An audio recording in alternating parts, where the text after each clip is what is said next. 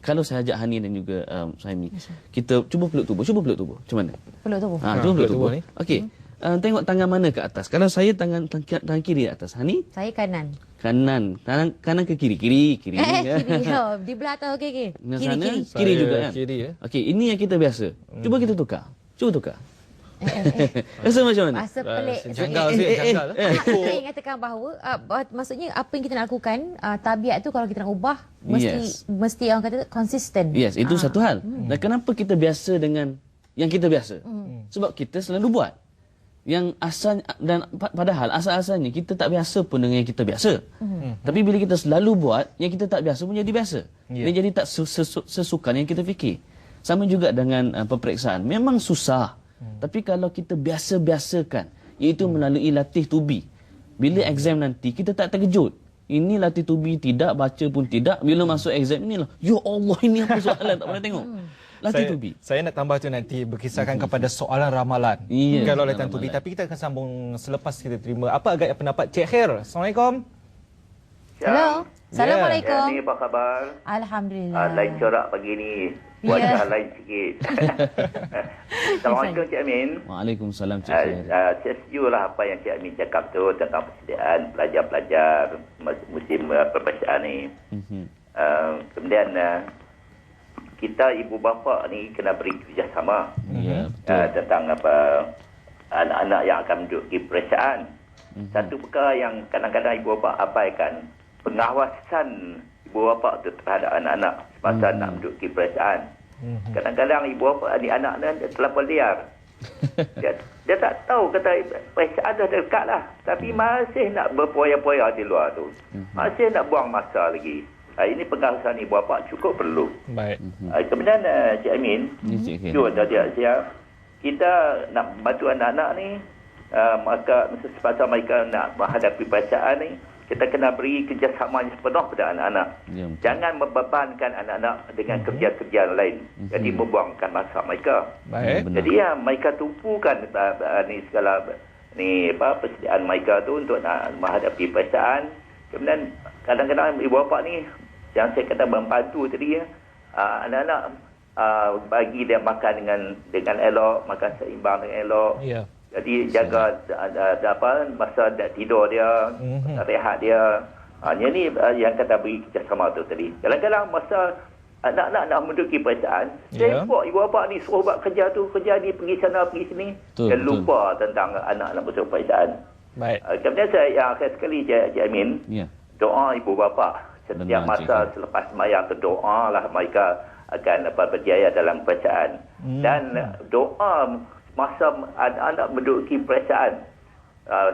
Contohnya kalau kita duduk melihat anak-anak menduduki perasaan, kita tengok jadual waktu. Hari ini contohnya bahasa Malaysia atau matematik. Masa ni anak-anak menduduki perasaan tu, masa itulah ibu bapa berdoa. Kalau kita orang Islam ni baca Yasin lah masa mereka jawab soalan tu.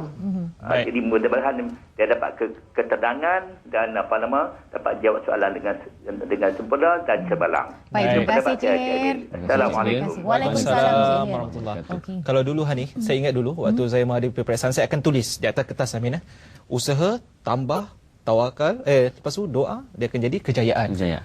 Itu benar. Antara motivasi. Tapi saya berbalik pada, saya setuju dengan dinyatakan oleh Cik Khair tadi, dari segi pengawasan, pengawasan itu perlu. Kita berbalik kepada yang tadi, latih tubi. Kalau anda kata latih tubi itu, soalan ramalan sekarang ini begitu banyak sekali. Kita tengok banyak sekali rujukan. Adakah itu membantu? Berapa peratusan yang membantu? Atau adakah ia boleh dikategorikan juga sebagai latih tubi? Kerana mindset. Kita bukan nujum pak belalang. Nujum pak belalang pun nasib baik je. Kita nak meramal, okeylah, silakan. Tapi kalau tak masuk macam mana? Baru tengadah. Tekanan. Tekanan. Sangat-sangat pressure. Jadi di sini, selain daripada ramalan, bila kita buat latih tubi ni, saya maksudkan latih tubi ni bukan sekadar buat latih tubi sekadar latih tubi. Tapi ada sistemnya, iaitu yang kedua ialah kita membuat soalan-soalan yang terkini. Merujuk kepada soalan-soalan exam yang lepas-lepas, yang terkini maksud saya yang paling dekat. Kalau sekarang 2009, kita buat sekurang-kurangnya 4 tahun sebelum kita. Iaitu 2008, 2007, 2006, 2005. Kenapa saya kata past year examination ataupun soalan yang lepas? Sebab SPM ni sejak bila lagi wujud? sangat-sangat lama. Jadi ia menyebabkan pembuat kertas soalan ni dia akan sampai satu tahap dia tak tahu lagi soalan apa nak tanya.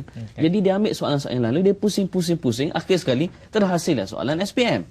Jadi sangat-sangat penting untuk pelajar-pelajar bila buat latitude to be, buat soalan-soalan yang lepas. Dan bila buat soalan pula, tip yang sangat berguna untuk anda ialah bila buat soalan, cadangan saya buat di kertas lain dulu.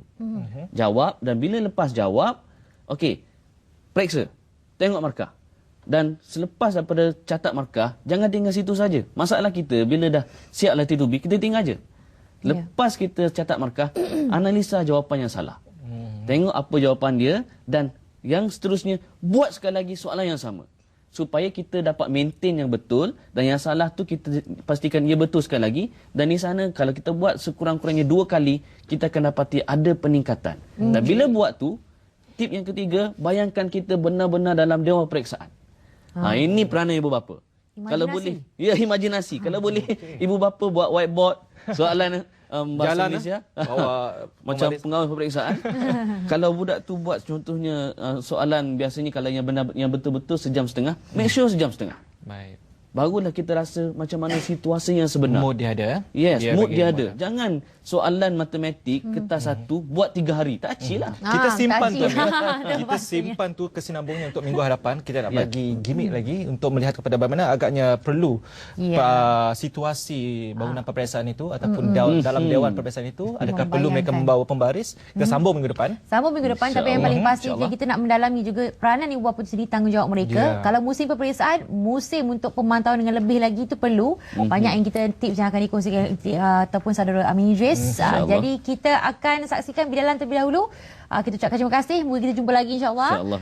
Bidalan ini berkaitan dengan pendirian kita. Jadi kita saksikan selepas kita berehat seketika ini. Okey.